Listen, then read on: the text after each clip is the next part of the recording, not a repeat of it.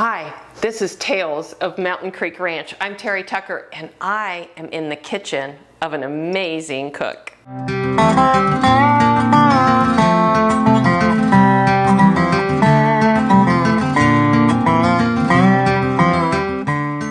I am in the kitchen of Kim Melugin, owner, along with Phil Melugin, of this amazing place, Mountain Creek Ranch. Kim, thanks for inviting me into your kitchen today. Oh, well, welcome. So glad to have you guys. And thanks for letting us kind of eavesdrop in what you're making today. What are you going to make? Well, I'm going to make some blueberry streusel muffins. Wow. So hopefully they turn out really well and everybody enjoys. Well, I have been privileged to be at your table several times, and you are an amazing cook. And I've learned so much from you, and I know you make everything from sourdough bread to a lot of the cookies, all the cookies that are here at Mountain Creek when you check in.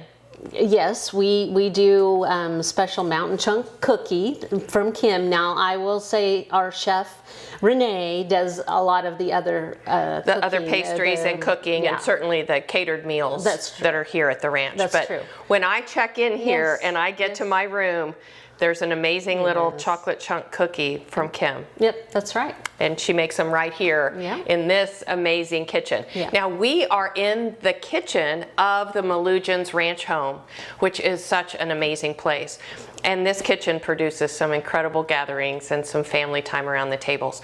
But Kim is a stickler for ingredients, making sure those ingredients are fresh and great. So the blueberries, that's the first thing that caught my eye. So they're beautiful. They are. We're frozen, but fresh from our local favorite blueberry. Persimmon Hill Farm. For sure, yeah. We actually went out and picked a few blueberries this year at Persimmon Hill Farm. And man, they still look good. So you froze them, got them out today for these muffins. Yeah. Now, the eggs, where are the eggs from? The eggs are from our own little egg coop, chicken coop. Awesome. So fresh this week, actually. So we love that. Ingredients are key, obviously. Using the best flours, best butter. Oh, that's Kerrygold. the best butter. Love Kerrygold. Unbleached flour, local. I love using as much local stuff as we can. We use Goodman's vanilla for our vanilla here, and in my cookies. In the cookies too. That's everything. Awesome. Yeah. All right. Well, what do you do first? Okay. Well, first, so you get the dry ingredients first. So I've got flour, I've got baking powder. I'm going to do some baking soda here, and some of the salt. Okay, and wonderful. Then, so we're going to set that aside. Then we have our unsalted butter that I melted and cooled already. Okay. So I'm going to put that in. Look how rich that is. it's the best. Such a beautiful, bright yellow. And you can tell a good butter because of how easy it melts. And Right. There's a difference. So anyway, love it. And then we've got our sugar. Don't look at how much sugar we use. You know, sugar makes everything better, right? We won't tell. All right, and 2 eggs. So I'm gonna crack those in a second. I'm gonna do your milk. Okay. Which I kind of got earlier, made it at room temperature. It's a whole milk, or? This is a whole milk. I could have used buttermilk. Okay. I don't normally have buttermilk on hand, but you can always make it with a little bit of lemon juice. Yeah. Add to it. So if I use whole milk, I put a little lemon juice? Little lemon juice. So it's usually whole milk or 1% sometimes I use. You can add, I think it's about, for 1 cup, 1 teaspoon of lemon juice. So I kind of just shake it. I never knew that. Yeah. Otherwise, so you don't buttermilk. need to buy the buttermilk necessarily. So I just don't use it that often. My mom, I remember being a little girl, and if I'd had to go to the doctor and get antibiotics or something like that, my mom would say, "You have to drink the buttermilk." It was really? so awful. Oh, I did not have a mother that did that to me. So. Well, I'm in therapy. All right, we love our mothers. Them up a little bit. Yep. Whisk them up. You even have a better whisk than I have. That's a cool whisk. Thank you. Love that. Let's take a quick break and shout out to our sponsor. Does your financial plan have purpose? True North Wealth and Impact focuses on learning about your goals, the people important to you, and the impact you want to make. Your purpose, your true north. Learn more at findtruenorth.com. Mix all that. The ingredients matter so much. It does. All right, so I'm going to stir this up a little bit before I mix the two.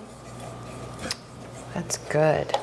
Just the right amount stirring. All right, now I'm going to mix them both.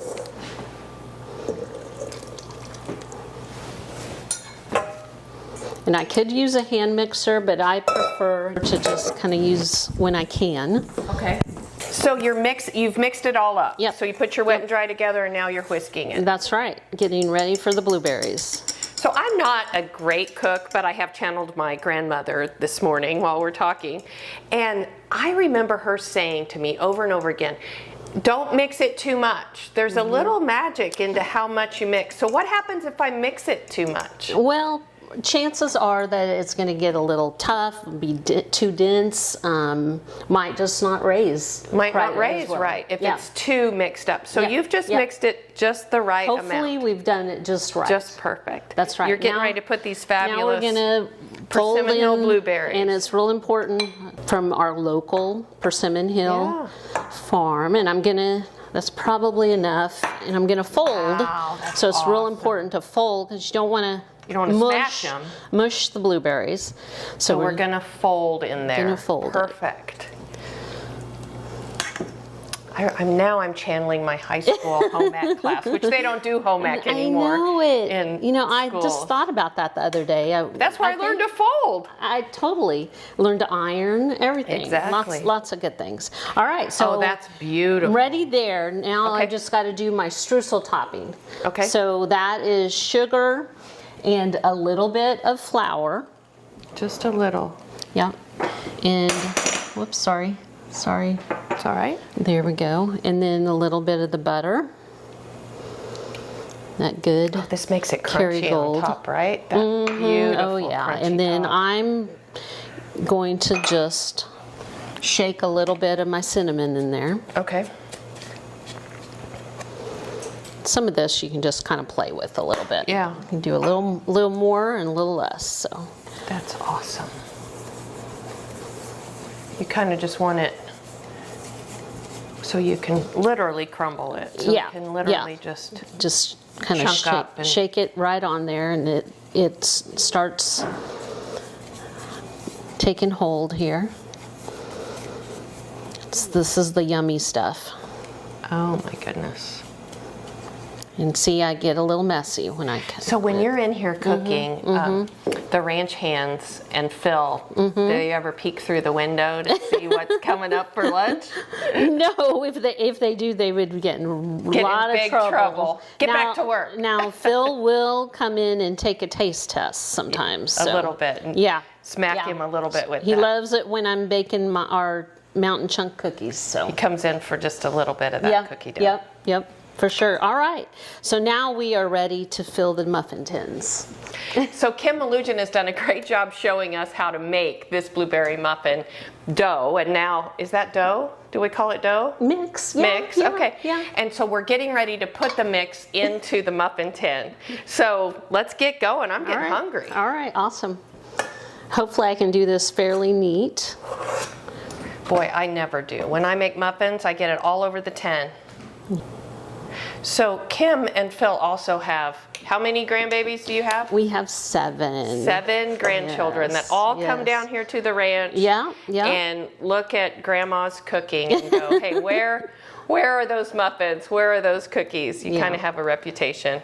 They love that, and I do a lot of things ahead of time, but I do have granddaughters and grandsons that love to help as well. So oh, that's awesome. So yeah, teaching them the right way for sure. Now we're getting ready to do this topping. Oh, I've never done this. Some of the best. So we just put it on top. That's beautiful. All right. I think it's ready Voila, to put in ready the oven. to go in the oven. Let's take a quick break and shout out to our sponsor. Does your financial plan have purpose? True North Wealth and Impact focuses on learning about your goals, the people important to you, and the impact you want to make. Your purpose, your true north. Learn more at findtruenorth.com. So one of the leadership lessons that I learned from eavesdropping here in the kitchen today with Kim Melugin is that one little comment she made about not over mixing the batter. And I did a little research and found out that really what happens when we over mix the batter is more gluten develops. Now gluten's a good thing. We always hear gluten-free this or whatever, and that's because of celiac disease and people that can't eat gluten because of all the stomach issues. But gluten itself is a binding agent, and it actually serves a very good purpose in a lot of foods. But we can cause too much gluten in food by mixing it too much, by overbeating, by over-stimulating the dough so that it creates that gluten. And then it gets tough and it gets heavy and too dense.